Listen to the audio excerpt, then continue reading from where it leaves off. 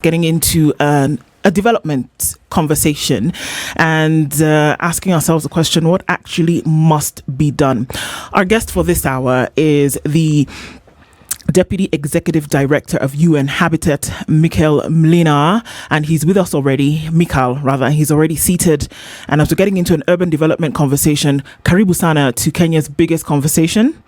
You're seated in the hot seat today, and incidentally with a hot topic. And so I guess the two will embrace one another, isn't it? Asante sana, good morning, and thanks for the invitation. Very happy to have you here.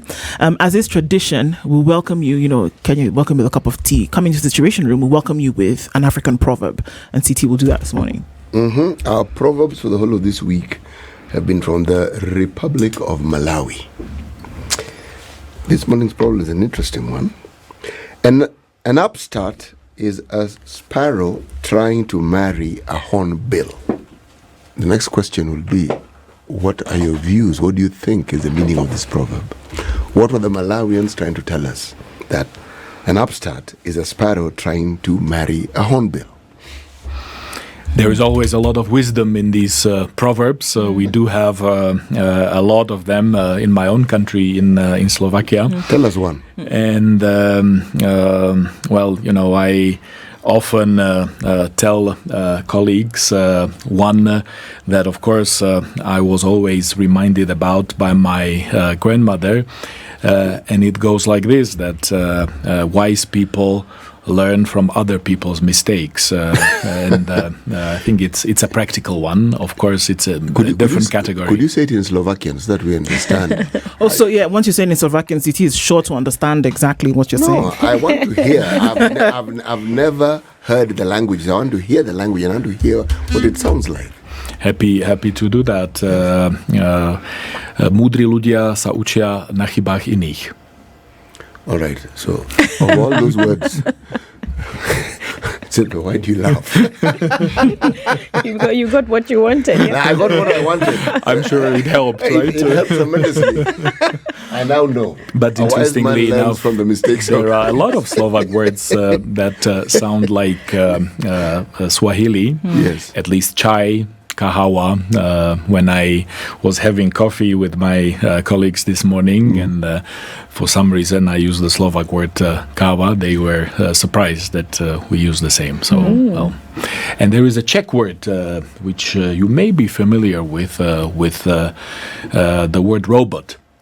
Which actually is of Czech origin because it was first used, R-O-B-O-T, was first used by a famous Czech writer, Karel Čapek. Yes. And then it made its way to all world languages, including English and others. Interesting.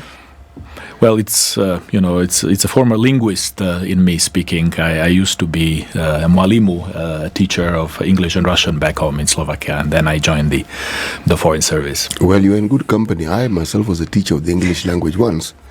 Yes, and I have to keep correcting people, and they say, "Oh, you were an English teacher." I said, No. I am a teacher. I was a teacher of the English language. I was not an English teacher. Because you're not English, you're Kenyan. Because I'm not English, I'm Kenyan. Yes. Okay. The building blocks for language, maybe we could liken those to the building blocks for life, societies, communities. And you serving here at UNHabitat, maybe just give us a little bit of insight as we jump into this conversation about urban development. What is the role and mandate of the United Nations Habitat Program? Thanks very much for having me again.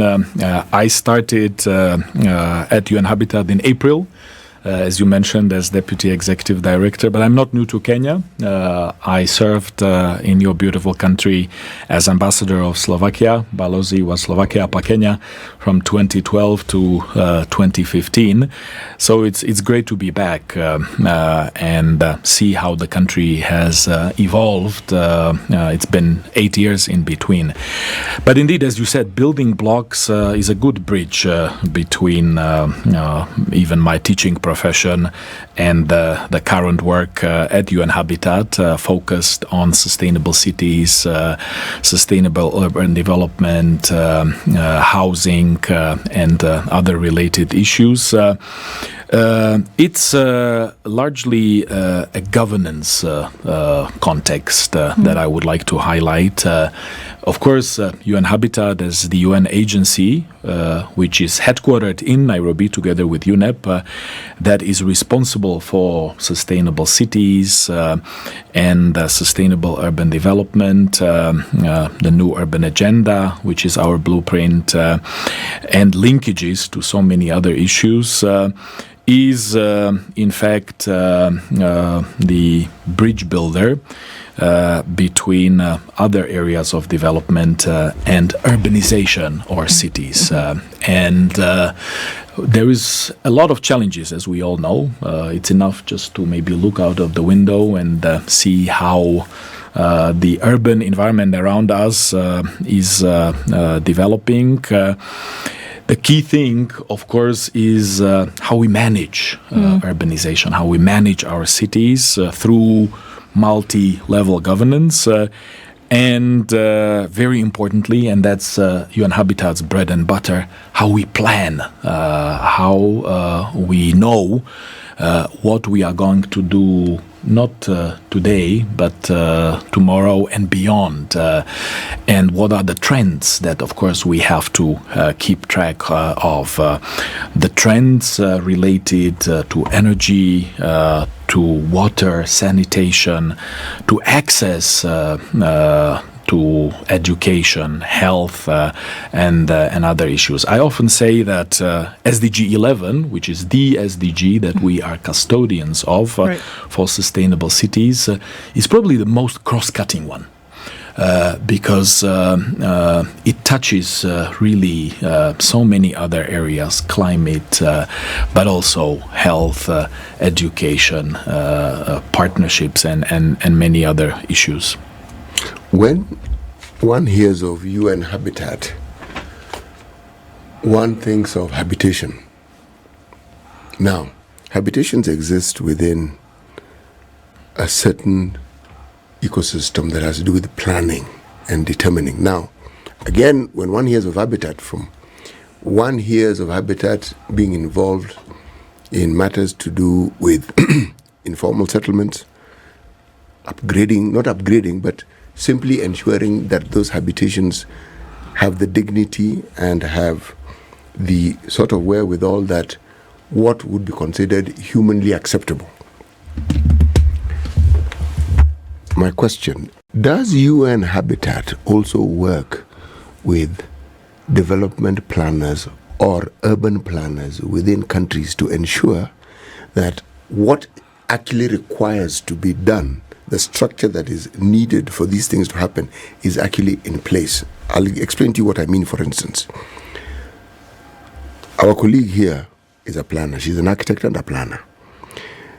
When one looks at a city such as this one, and we look at our constitution, this very city that we call Nairobi could be divided not just into boroughs, but probably other cities, Nairobi as itself. And those could then be subdivided further into boroughs, so that the very development that is required or that we see right now is cascaded in its totality to these small units. Because if you look at this entity as it is, you could argue that what we currently have cannot actually manage Nairobi, because they cannot claim to understand what happens in those remote places. Now, my question, what is the role of UNHabitat when it comes to matters such as this?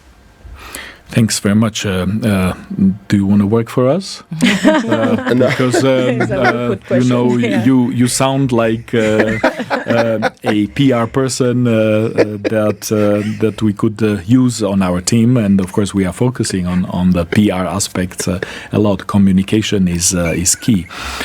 You hit the nail on its head, as we say. Indeed, the name Habitat or UNHabitat was chosen already back in 1976, when the first conference, Habitat 1, was held in Vancouver, Canada, when for the first time leaders realized that there is challenges in the area of urban development, but also in the area of how we manage and govern not only our cities but all human settlements, because the official name of UNHabitat is United Nations Human Settlements Program. So of course we focus a lot on cities because this is where the challenges are. Urban areas also outside of proper cities, but on all sorts of human settlements as well. We definitely leave no one and no place behind, as we say also in the context of the 2030 agenda. And at the very heart of that same concept is the concept of home. Because I think this is where the conversation should be starting. Adequate home for every human being is not any luxury. It's not even a necessity, it's a human right. When any mother brings her baby for the first time home, this is how any life starts, and adequate home, adequate conditions of any home are absolutely crucial for any human being, for any family, any municipality, any country, and that's why this work is so crucial. Indeed, the planning part is, as I said, our bread and butter. We are really proud of the planning and designing excellence and expertise that we have within UNHabitat, and we engage with countries, with member states, with municipalities, regional governments, and other partners on the same. We don't actually do, as some people may wrongly think, we don't actually build the roads or procure any infrastructure projects, but we are there to advise all levels of governments and other partners on how to plan and design properly, not for today, but ideally for tomorrow. And of course, we need to do it also compared to the past in a sustainable and in a green way. And this is exactly the direction that we are moving into. So, of course, as I already said, our work is often about access, not only to proper house, but so many other things that are related to that. So we often speak of our agenda as the access agenda, and that's why we have this blueprint that we call New Urban Agenda that was adopted at the Habitat 3 conference in Quito, Ecuador in 2016.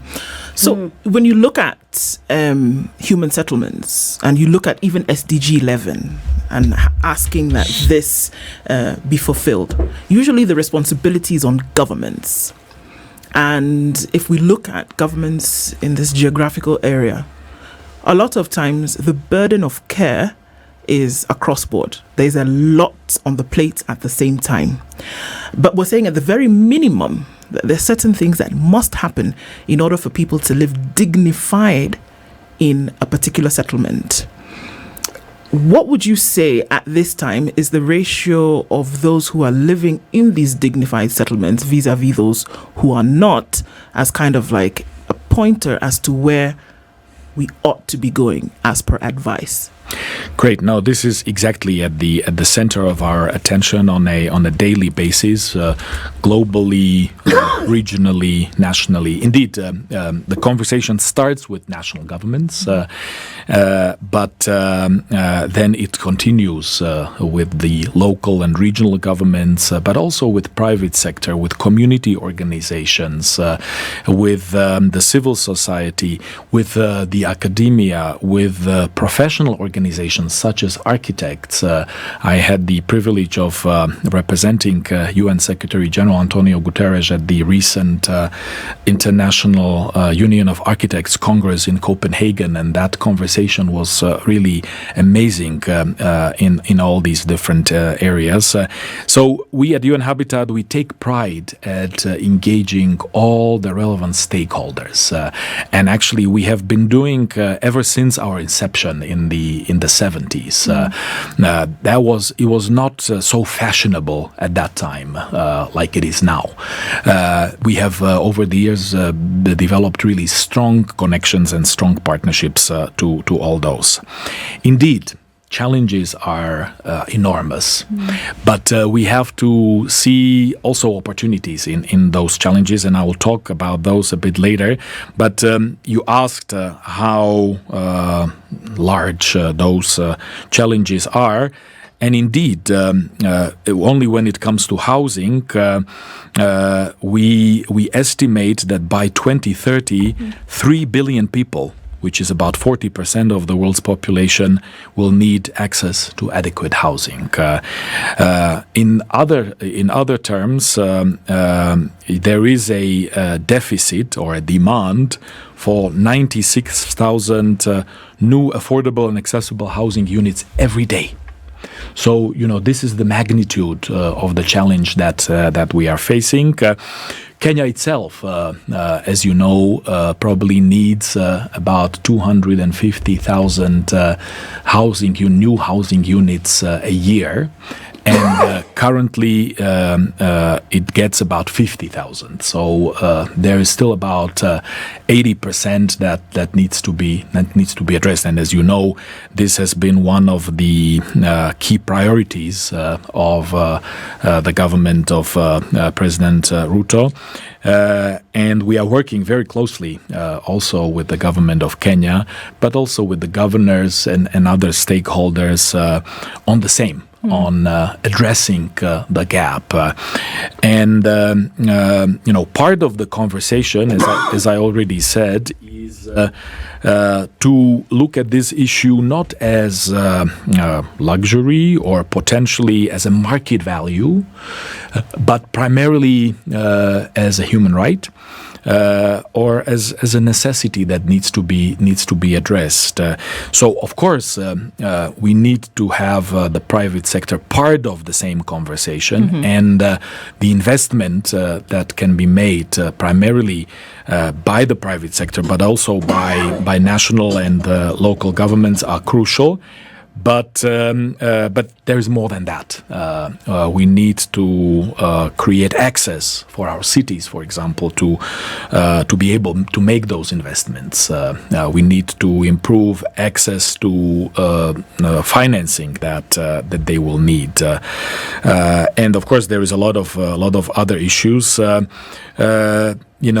We need to make progress in these areas because it will, if we don't, it will continue haunting us. But as I said, there are opportunities because through these types of investments into not any infrastructure but housing infrastructure in particular, we can boost job opportunities. We can boost so many other areas of economies, especially for the young people. We need to make them part of the conversation and of the solution.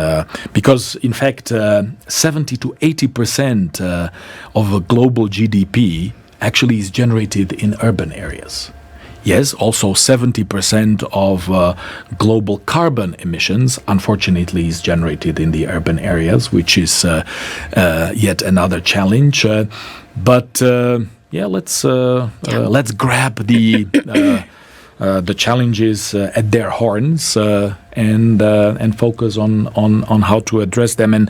And we see that solutions are possible and that they can happen. We support, by the way, the government of Kenya a lot in developing its housing urban policies in general. Recently, Kenya National Urban Forum was held in Nakuru. and we supported those efforts a lot. There is a lot of work going in that particular direction, but also supporting Kenya youth. Just 2 days ago on Wednesday, I visited our project in the Mathare slum of Nairobi, and it was an important lesson for me in many ways, and I was really so proud that we have been able to address some of the most challenging issues there in a small scale. But of course, many of those things can be replicated. But it's also a bit of a reality check. Right. Balozi, I have 2 questions for you. I don't know if we have time before the break. The second UNHabitat assembly happened here in Nairobi. It was a very robust, function. I think I was privileged to attend 1 or 2 of the conversations.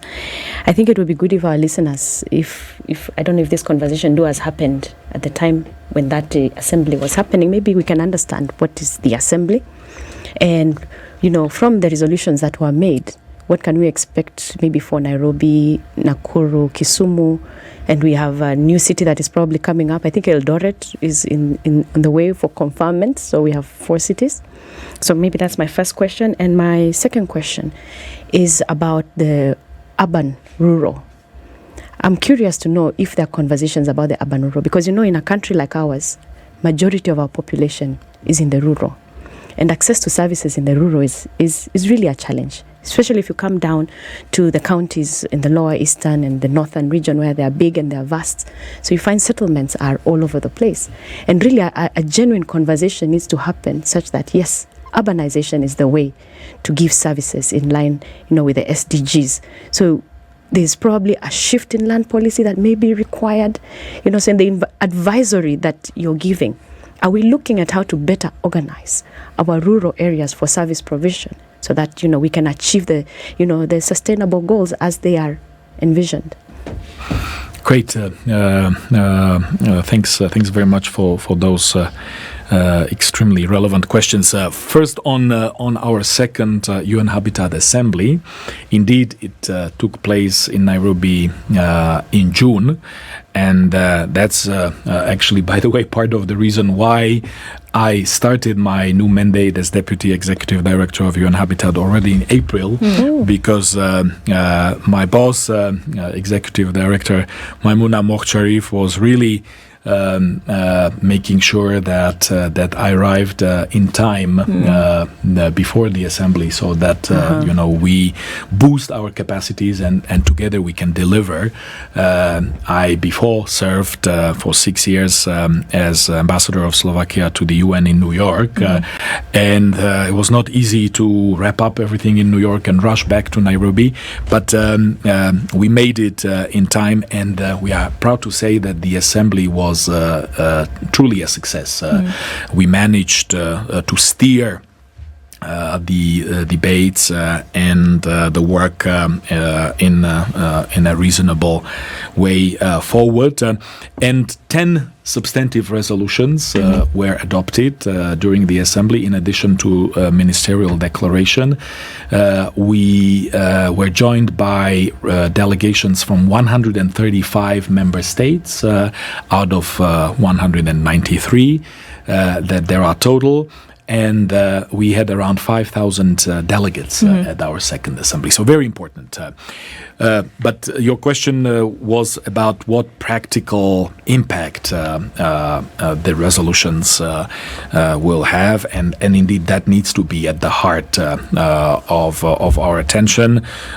It's not just a box-ticking exercise or statistics that we are looking at. On the contrary, it's really about the impact that we can make for the people we serve. That really is at the heart of our attention.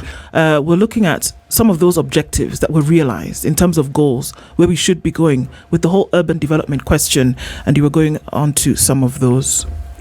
Thanks very much. Indeed, the resolutions that we adopted at our second UNHabitat Assembly in June focused on some absolutely critical issues such as housing, people-centered smart cities, informal settlements, biodiversity, climate resilience, but to mention some of the most important ones.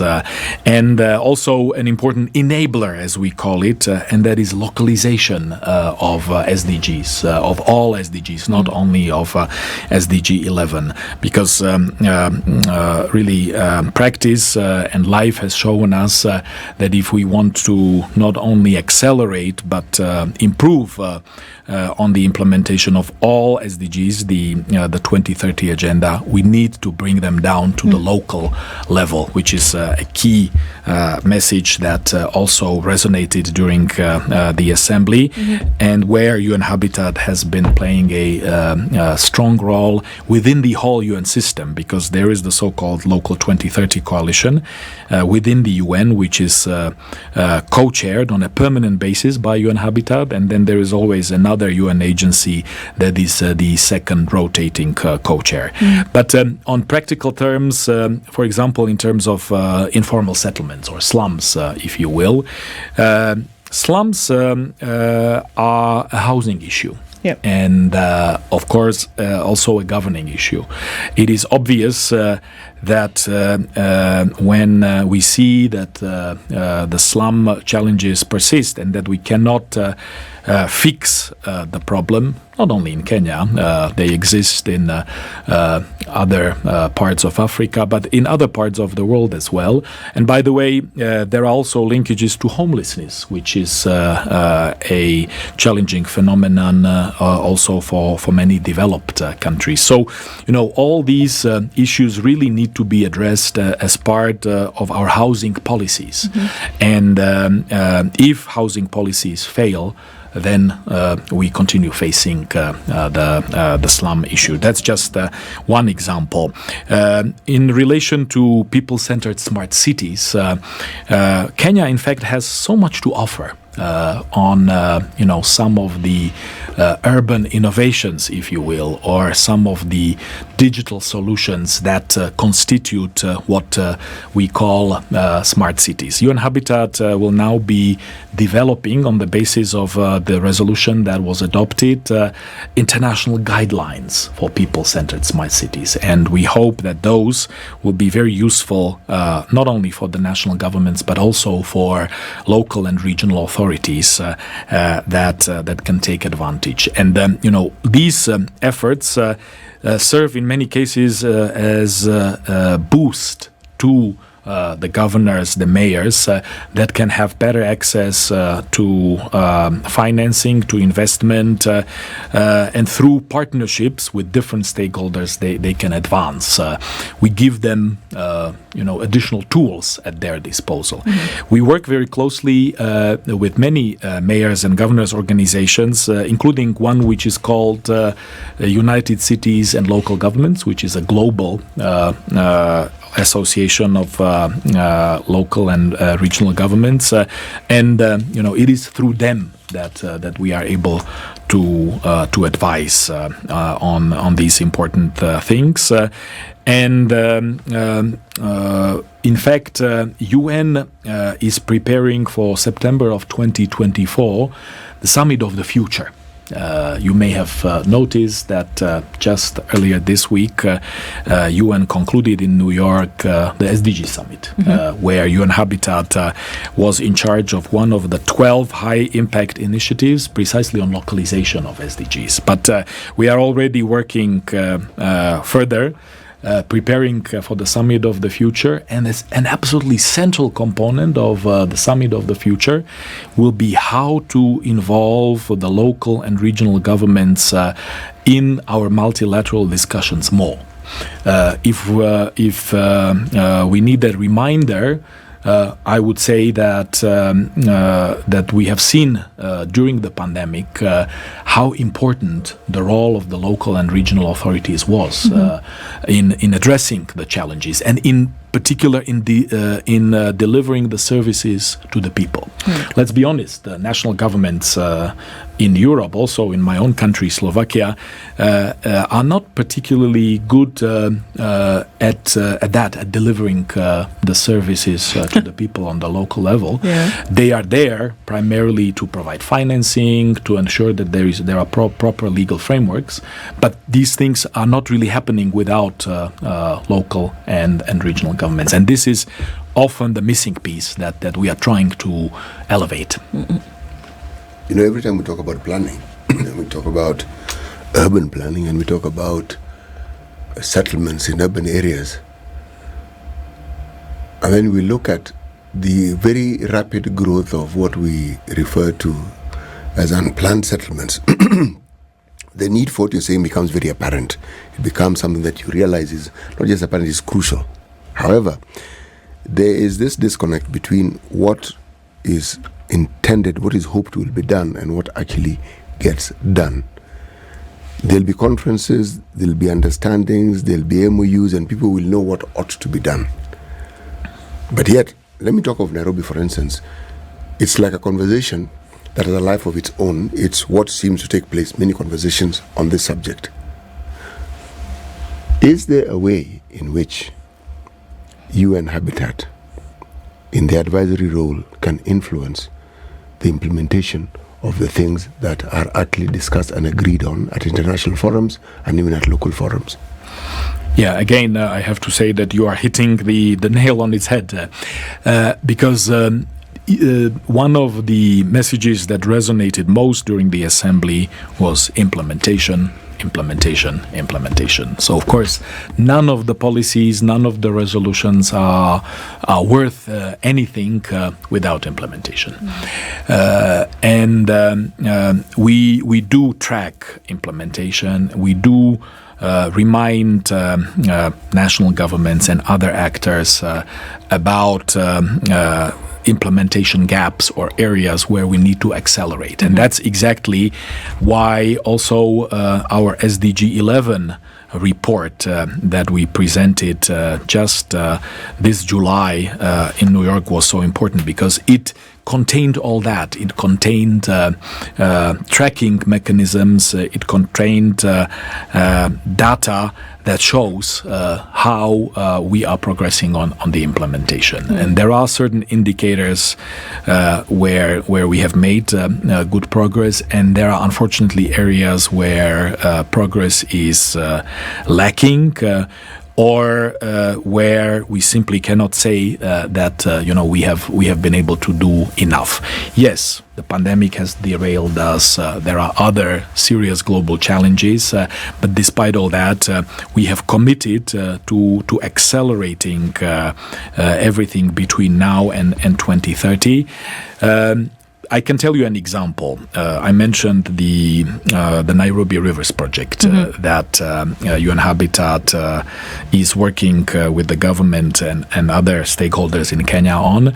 I personally was attending one of the meetings and consultations that were held at the State House, and the conversation was very practical, very focused and to the point. President was asking key questions, and of course there were representatives of the Nairobi Rivers Commission, line ministries, counties and others. And when I took the floor on behalf of UNHabitat, I really had a few areas where we provided our advice on how to fine-tune the planning part and how to accelerate and fast-track important components. One of them being the slums, the housing issue. Of course, you cannot, address or improve the situation of the Nairobi rivers without also addressing the informal settlements, waste management, and other related issues. Okay, so I mean, I think about this and I say, okay, well, this is advice, across board, and we're saying across the world, let us at least have a very bare minimum, this kind of model, right? And I think about architects and how they have a model of a building before they start to go towards it. So is there a model that countries should follow. Should say, even as we are prioritizing urban development, at the barest minimum, this is what government should be striving for in urban areas. What are we saying? That there should be a basic source of water, that there should be at least basic, dignified living. What exactly are we saying? That this is the very basic minimum that we should aspire to and pull resources, implementation, expertise together to get that done. Yeah, exactly. You are right. There is, of course, no one size fits all, because conditions are different, and we do publish reports, advice, and a lot of documents that we make available to our partners. We have the so-called Urban Lab, which is kind of our center of excellence, which, by the way, we want to upgrade and turn it into a real-life center where people, students, architects, academicians, governors, mayors would be able to come and to work with our experts firsthand, and be able to potentially simulate some developments, or take inspiration from what has already been done in other places. This is what we promote: the partnerships, the experience sharing, and of course, for any given situation, we are able to give specific advice. And as I said, we want to upgrade the Urban Lab and make it even more useful and practical. I would like to mention that October for us is what we call Urban October. Okay. It's the month of the year where we try to do these awareness-raising campaigns, and where we promote sustainable solutions, in particular for our cities, but not only for our cities. And you have kindly mentioned the urban-rural nexus, which I can come back to if there is time. So the first Monday of October, 2nd of October, we have the World Habitat Day. And the last day of October, 31st of October, is World Cities Day. And of course, throughout the month of October, we will be doing exactly that, engaging, publishing information, inviting our partners to further conversations with us, going to universities and other places. I can also add that actually the World Habitat Day globally will be celebrated on the 2nd of October in Baku, Azerbaijan, that this year has been given that privilege. And the World Cities Day at the end of October will be celebrated in Üsküdar, Istanbul, Turkey. So, this is the global celebrations that we are preparing. On urban, rural, this is really at the absolute center of our everyday work. Sometimes there is maybe a misperception, and I have heard it from colleagues or from various stakeholders, that we are kind of quote unquote dragging people from rural areas, bringing them cities. to the urban. Yes, and of course that's not the case. As you said, the need there is how to ensure that proper municipal services are provided, basic services are provided to our people wherever they live, whether they are in cities or in the country, and we do need people to live in the villages. They of course need to continue working on their farms and doing other jobs that are not necessarily located in the cities, but that's the question. And we are indeed also providing our advice in that particular direction, how to improve the basic services in any given places.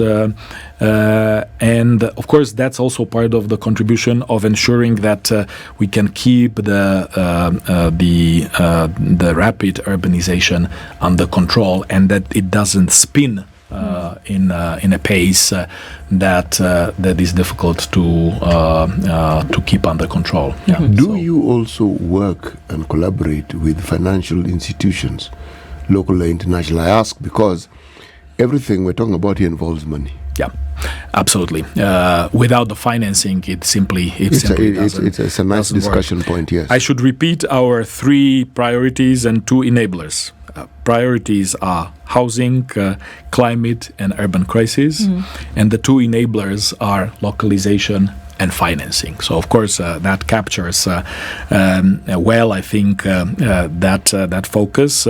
Indeed, we do work with partners, including with the IFIs, the international financial institutions. In fact, on Monday, I will be meeting with the Vice President of the World Bank for Sustainable Development in Washington, D.C., because we are rebuilding our strong partnership with the World Bank in particular. Earlier in July, I was in Paris at the OECD. OECD is yet another important partner for us in terms of ensuring that we design proper solutions that are implementable and that can be financed. Also, after New York and Washington D.C., I will be in Malaga, Spain, for an important meeting of UNCDF, which is focused on providing financing not only to the national governments but directly to our cities, and creating mechanisms that will improve access of our cities to funding.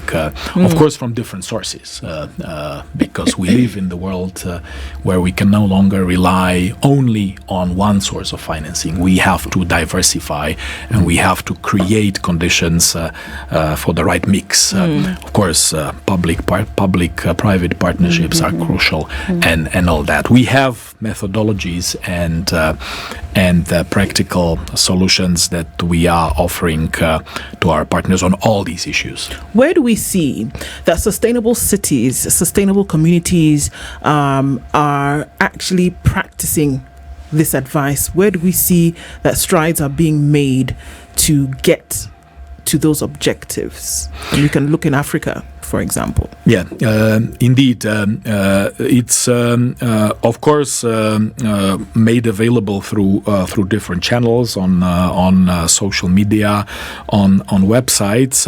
But many of these global and regional fora are going in the same direction. I mentioned the National Urban Fora, which are a particular vehicle that we use, but we also promote organization of regional urban fora for sub-regions. And we are working closely with African sub-regional organizations, ECOWAS, East African Community, but also with the African Union itself to boost the same, to ensure that best practices can be shared and that we create platforms for not just for discussions but for the experience sharing. Our primary or probably better to say in the English language, my dear colleague, right? Prime platform for doing the same is our World Urban Forum. We organize World Urban Forum once every 2 years. The previous one was held in Katowice, Poland in 2022. Next one is coming back to Africa. It will be for the second time coming back to Africa. The 12th World Urban Forum will take place in November of 2024 in Cairo, in Egypt, and it will be for the first time in a mega city. So we, of course, have high expectations. We are working very hard to prepare this 12th World Urban Forum. Usually we have around 30,000 participants, including youth and other stakeholders. And of course, many of the sessions will now be virtual or hybrid. So, in addition to around 30,000 in-person participants, we will be reaching out also to others who will be able to follow the discussions online. It's not the same because obviously you have to. It's better to be there to engage in these direct exchanges. We have some real champions, including in Kenya and in other African countries, mayors and governors. Madam Mayor of Banjul in the Gambia is one of the best advocates that you can wish for in terms of sustainable urban development. I will not mention Kenyans because I don't want to mention one and leave out somebody else. So I think it would be wiser to mention others that work with us a lot. Mayors of Paris, London, New York, just to obviously mention some of the largest places, but a lot of smaller or what we call intermediary cities, like the mayor of Braga in Portugal, and others where we really can rely on strong support. So it's not only about capital cities or big ones.